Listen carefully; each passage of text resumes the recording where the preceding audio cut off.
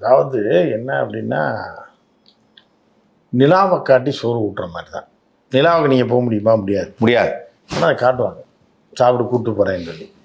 இல்லை பாட்டி எங்கே வடை சுடுதுன்னுவாங்க. இது எல்லாம் வாயில் வடை சுடுறது தான். அப்போ தான் அந்த குழந்தை சாப்பாடை சாப்பிடும். அந்த மாதிரி இந்த படத்தில் நிறைய வடையை சுட்டுண்டா கூட இந்த ஜென்சி கிட்ஸுன்ற குழந்தைகளுக்கு ஊட்டுறதுக்கு இதெல்லாம் தேவையாக இருக்கும் அப்படின்றது.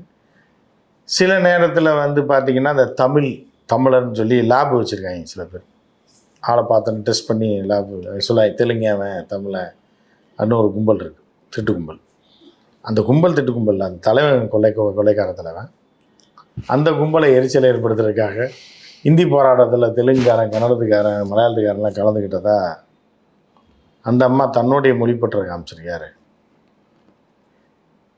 டைரக்டர் சுதா கோங்கரா சட்னி. ஆமாம். அந்த சுதா கோங்கரா என்ன பண்ணியிருக்காங்க அப்படின்னா, அவங்க வந்து தெலுங்கு. ஆமாம். அவங்க தாய்மொழி பற்றையும் இதில் சேர்த்து விட்ருக்காங்க. எதுக்கு அப்படின்னா சவுத் இந்தியா ஃபுல்லாக படம் விற்கணுன்றதுக்காக. அது வியாபாரம் தானே, பேன் இண்டியா ஃபிலிம். அப்போ வந்து என்ன அப்படின்னு பார்த்தீங்க அப்படின்னா, பேன் இண்டியா இல்லை, pan south India film. Pan south India.